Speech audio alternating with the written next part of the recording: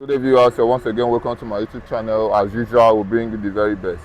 It is said that the Britain government is in serious panic and they are running helter-skelter concerning the case of Mazi Nnamdi Kanu, because the delegates that were sent to visit him at Sokoto prison, Mazi Nnamdi Kanu rejected them through his lawyer in person of Aloy Agbo. Currently, the Britain are in serious panic because of the interest that is coming from other world powers. Mr. Ralph, yeah. This is coming out. Mazi Nnamdi Kanu rejected the delegates from UK, Britain government. What do you have to say? Yeah, over time, Britain has been dragging their dignity, integrity on the mud, because of greed, because of wickedness, because Britain is not a Christian country. Britain practices witchcraft, idolatry, and atheism. That's why Britain is seemed to have brought Christianity to Nigeria, but the real scholars, history scholars, actually know that they are not Christians. They came to colonize because of our crude oil, the mineral resources and natural endowments. They actually discovered we have in quantum here. So let me tell you, the consular role that Britain would have played early 2021 when Kanu was kidnapped from Kenya actually came too late now. Britain would have visited Kanu July 26, before it elapses in June. Yeah, they would have given Kanu a befitting visit in July 2021 or 26 to actually indicate their sympathy, their support to one of their most intelligent citizens in the world. Mazi Kanu hijacked Biafra, let me say, agitation from Mazob, in 2014, from a leader that has deviated from doing the needful, from a leader that isn't intelligent or wise enough or as wise as Mazi Nnamdi Kanu. I am trying to discuss the flaws and the glitches in Mazob agitation, by Mazi Raf Wasulike. And Kanu actually hijacked it up and threw this as a challenge open before every Igbo man. Before he said Jack Ross Robinson, IPOB gathered followers and, faithfuls, believers all over the world in millions. And that is how Kanu become the leader of the largest agitation group in the world, courtesy Guinness Book of Record, international rating establishment like Bloomberg, Transparency International actually awarded Kanu with this. Do you know what? Britain could not come and play consular role. That one of her citizens has been arrested, kidnapped illegally from Nairobi, Kenya. They turned their back on Kanu. They don't want to say anything because Kanu is from the Igbo clan or extraction, a tribe Britain actually worked hard with Nigeria to send into extinction in 1967, 68, 69, and 1970. And yet the Igbos are here, waxing strong and expanding in population. The British and Nigeria military clique led by Gowon worked hand in hand from 1967 to 1970, trying to exterminate thoroughly the tribe called the Igbos. Before the war in 1963, there was a census conducted in Nigeria. The Igbos were almost 12 million. Then after the war, they conducted another census. It was monitored, championed by the Fulani Janjaweeds to actually know if they have eliminated the entire Igbo. After the census of 1973, it was discovered that the Igbos are 9 million in number. How many millions were removed, pied, unalived, demised, and disalive? 3 million Igbos. The entire world actually seen it. So that's why we are taking Britain to World Court, ICC. We have actually done that, perfected legally, that Britain must actually pay the Igbos $6 trillion as a reparation, compensation, and payment as a result of damages by that bloody escalation of 1967 to 1970. 12th July, it ended, to be precise. 30th May, it started to be more accentuated and detailing. Do you know what? Britain has actually, beaten the finger that would have fed them. Not that we fed them in the past. Britain has beaten the finger that would have fed them. They are going nowhere. The Britain, British people were sent, well coordinated, initiated by King Charles, not Prince Charles. He is the current King of England. Yes, they went to Sokoto prison to pacify, to prevail on Mazi Nnamdi Kanu to drop Biafra agitation. Do you know what happened? Off the left. Yeah. They actually landed in Abuja International Airport, found their way to Sokoto prison to pacify with Mazi Nnamdi Kanu. They went to the prison and the Kanu said, no, no, no. You have come late. Allow me to finish it up by myself. I'm not backing down on Biafra agitation. Biafra has come a long way and British man could not be the person to stop that idea, to stop that spirit, to stop that urge to emerge Biafra. Biafra manifestation, emergency and realization has come a long way. Ojukwu fought his way through and he made an impact. Then someone as an object of sacrifice took it upon himself and is going through hell right now, sacrificing his life, his sweat, his parents right now, and his name is Mazi Nnamdi Kanu. Britain has come too late. Britain, shame on to you. Woo-hoo. All of you are supposed to go back to London. I know you had actually gone back to London in shame. Mazi Nnamdi Kanu has shamed Britain by rejecting British and all their offers. Britain has come to pacify Mazi Nnamdi Kanu, prevailing on him to reject Biafra. But Mazi Nnamdi Kanu, being a man of his word, a man that is full of sacred, divine integrity, has actually rejected British hegemony and Fulani hegemony plans to thwart the effort of emancipation of United States of Biafra. So that visit at Sokoto prison has exhumed another chain, international chain, on the side of Fulani hegemony, on the side of federal government of Nigeria and the United Kingdom. They have failed on convincing Kanu to drop Biafra. Shame onto United Kingdom, shame onto King Charles, shame onto Kekemas.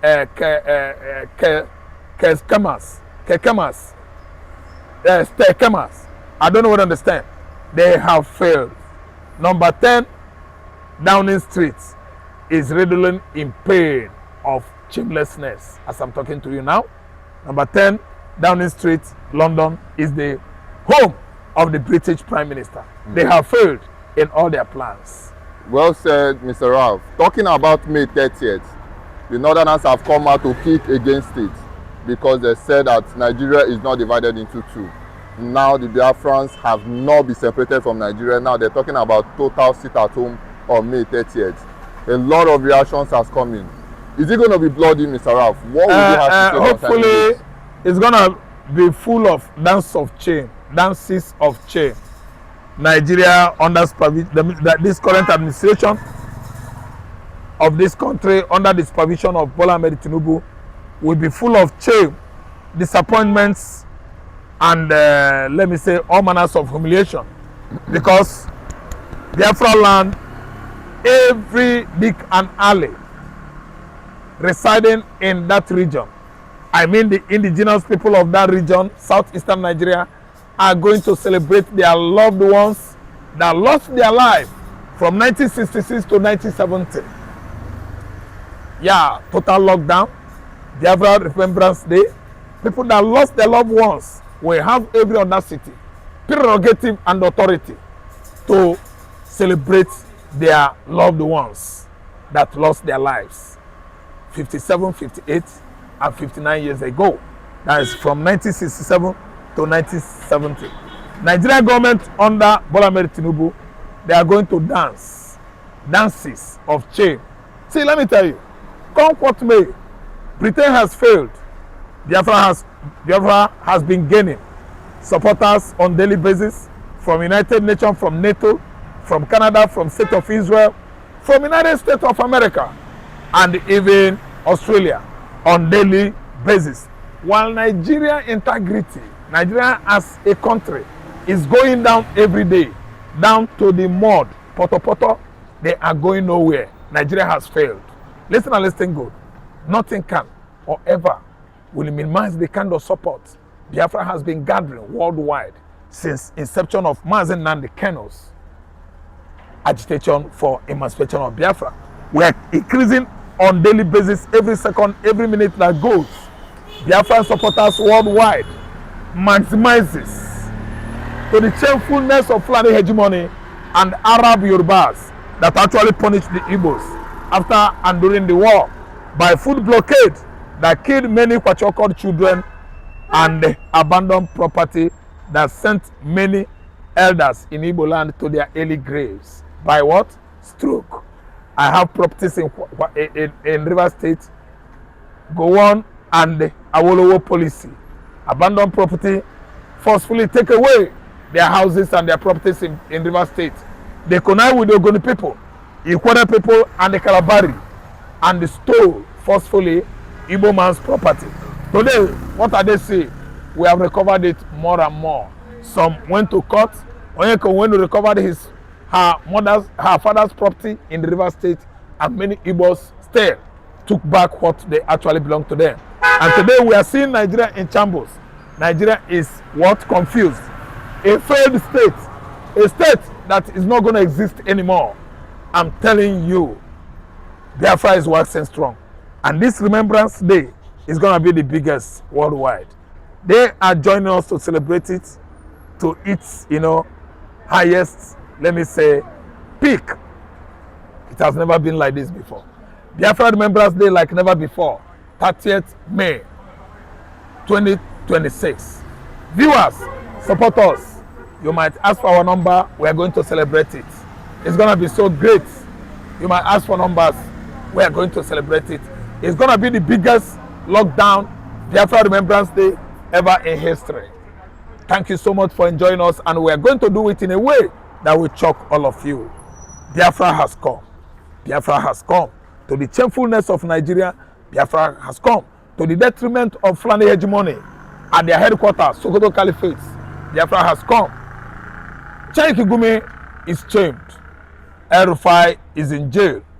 Malami, the man under his supervision, Mazen Nnamdi Kanu, was stolen from Nairobi, Kenya. Malami is in jail.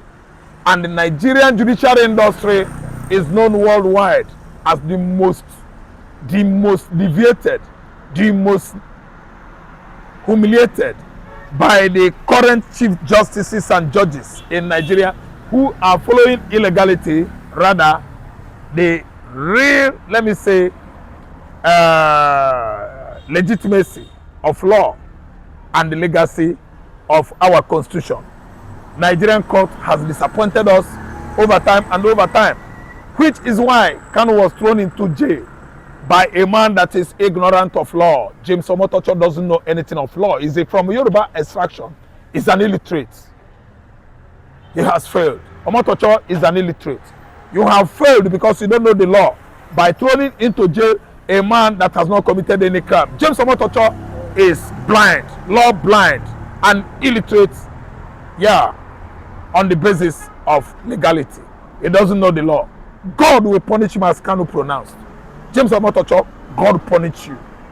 Again, well said, Mr. Laugh. Finally, there is a picture that was circulating the internet. And now Riley Moore has come out to laugh at the picture.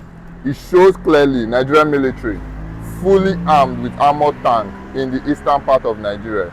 Now, this man Riley Moore has come out to say what exactly is happening in Nigeria. Because all we are aware is that it is the northern part that the Christian genocide is currently happening. Why sending the armed forces to the eastern part of Nigeria? Okay, thank you so much. The man in charge of this current administration is a hater of Igbos. All his cabals, Bayon Onuga, Bajabia Mela, Dela Alake, all of them are the one coming out with this kind of policy of sending soldiers to the Christian-dominated region of southern hemisphere of Nigeria.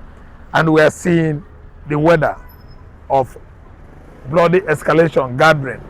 And if care is not taken, it's gonna rain. Do you know why? Nigerian military forces that are going to Igbo land are going to lose 100%. They are going to lose because the United Nations, NATO, USA, Israel have been, aware of the fact that Nigerian soldiers are zombie, idiotic animals that have been using over time against Igbo nation. This is their last bus stop. They were there when Fulani pigs attacked Federal University of Technology Owerri, buying and killing many Christian civilians. Even the students of that higher institution were not spared. Now they went to go and fight against innocent Igbo youths. They are waiting for their Waterloo. When the date of sit at home comes, they should come on the road for face off with military forces that will choke Nigeria. We don't care. They would have been fighting bandits. They would have been fighting Fulani terrorists called Mahmoud and Lakrua. The ASWAP, the Boko Haram are there, posing great challenge to Nigerian military. But it's only in Igbo land that they will go there to reflect their military muscle. They are all failure. I don't regard Nigerian military again because they have failed. They are very, very shameless military establishments. Failure is their name. As they march down to southeast, failure is their name. And they are failing the more because American military forces and the Israeli IDF are observing everything happening in Nigeria. It is only in Igbo land that every administration that comes and goes posts all this military to go to Igbo land and waste blood of the innocent. Christian genocide has stopped, and there's nothing they could do if they go to southeastern Nigeria. They are going there to meet their Waterloo. I'm telling you. He was referring to Aburi Accord, which he has never believed on. And in that book, he now lied. Elders, that is why he will die, he will not have peace in the grave. Because at his age, if he continued deceiving Nigeria as at this level of time of his life, I believe that at his age now he's supposed to stand up and speak the truth. Look at Obasanjo. Obasanjo is trying to save his head because he knows, he made the statement that he's trying to do what? He knows that he's getting closer to the grave. So he has to, drop some certain things. But Gowon doesn't want to drop lies. He wrote that he tried to make peace with Ojukwu, that Ojukwu was the cause of the war. Did you agree in the Aburi Accord Ojukwu now slapped you? No. Did you agree in Aburi Accord Ojukwu shot you gun? No. Did you agree on Aburi Accord Ojukwu stop you from moving? No. Did you agree on that Aburi Accord and Ojukwu refused to submit to the federal force? At the end of the day, the answer is no. Then how did Ojukwu now cause the Biafran war? And even beside this, when you are talking about making peace, what kind of step did you take in making peace? You sign a break accord and you depart from it. Which step do you now take? You did not mention it. So it is all strategic because they are now seeing Obi as the eyes of the youth, the people. Because most of the elders and the elder statesmen in Nigeria did not really wanted Obi, as being an Igbo man per se. So they don't want to be. But they have seen it that Obi is the choice of the people. And how many elderly men do we have in Nigeria? Their population is not to the standard, to the population of the youth. And Obi is the choice of the youth. So there is every eventuality that the youth will come in mass. And moreover, APC now, with their current state of governance, is not giving Nigerians joy. So Obi is now having that upper hand. So he has to release the book sponsored by the government of Nigeria so that the book will now serve to convince the Nigerian youth who have the passion for Obi to kill that passion so that Obi will not be voted in come 2027. So it's part of the game. And I told you before that I'm not in support of Obi being president because I'm not in Nigeria. Okay. Do you understand? And somebody will say, you are in yes, I'm in Nigeria because somebody made me to be in Nigeria. Not that it's my wish. And neither is it the wish of my parents. They only found themselves there. And that is why we are finding We are saying it now that we don't want because it's not working. After a marriage that does not work, definitely for peace to reign, for life to remain, everybody go your separate ways.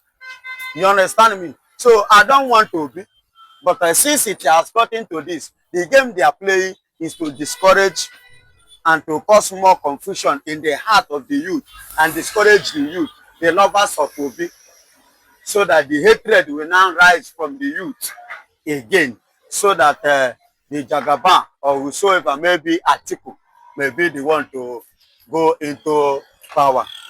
And that is what me believe. Pankwaso make a statement which is not far from the truth. Obi is going 4 years. And after, if Obi should go for for another 4 years, he need to come and meet them. Telling you that that means that Nigeria is in their hand. In other words, the meaning of that language means that they are born to rule. For you to rule Nigeria, you must meet the Fulanis. And how long shall we continue in this? And how long shall we continue be enslaved by these total strangers? Because Fulanis are not Nigeria. They are strangers. We have the date of their arrival into this country. The date is there. But the British, the criminal British government, which the nemesis is telling on them now cornered everything and placed Nigeria in the state where they are today.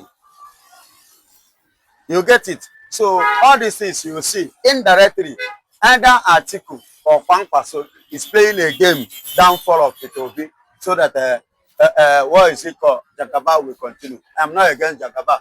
Continue. Whosoever that want to continue should continue. Whosoever that want to rule should rule. But on a real sense, why don't you allow the real winner to emerge? If he did not do well, you vote him out. People will still vote him out, so that the country will move forward. What everybody like me is talking about is a good governance, not autocracy. Well said, Biafran evangelist. Finally, David Umahi, the former governor of Ebonyi State, has come out to clearly say that the Biafra that the Igbos are looking for is Tinubu. This is currently Tinubu. That the Biafra Nigeria is looking for is Tinubu. This is on the Vanguard newspaper currently. David Umahi said it. What do you have to say concerning this? Excuse me. David Umahi sometimes he get confused in his statement. I don't know. I see him as a man that is well read, that as an engineer. He went to school, but sometimes the way he sounds surprises me. How can you say that the Biafra we are looking for is Bola Ahmed Tinubu? Okay, it could be true, indirect word, that through the mistake of Bola Ahmed Tinubu, Biafra will come. Or maybe Bola Ahmed Tinubu, will be the last president of Nigeria. His actions will now make Biafra to come. Maybe that is what it means. Or probably maybe after the election, if Bola Ahmed Tinubu did not win, he may sign Biafra, then scatter Nigeria. Probably, who knows? I don't know. I'm just trying to, reason that statement. You understand? I'm trying to play along with his statement. What it means. Because how can you say that Bola Ahmed Tinubu is the Biafra we are looking for? Is Bola Ahmed Tinubu ever supported Biafra? Is Bola Ahmed Tinubu ever come from the ashes of Biafra? Where was Bola Ahmed Tinubu during the war? Which role did Bola Ahmed Tinubu play regarding to the Biafran war? So how come Tinubu now become the Biafra we are looking for? In what sense? I don't know. That's why I put it the way I put it before. A kind of to counterbalance it. Maybe that is what he meant. But beside those my analysis, I don't see Bola Ahmed Tinubu as the Biafra we are looking for. Because Biafra is bigger than Bola Ahmed Tinubu. Biafra is bigger than Bola Ahmed Tinubu. And Bola Ahmed Tinubu cannot even come outside and say that he is Biafra, because he did not even ask him the meaning of Biafra. He don't know. How can somebody be the Biafra we are looking for when you don't know the meaning? You understand? So it's not possible. using a political statement. Well said, Biafran evangelist. Have a nice day, my viewers. And God bless you all.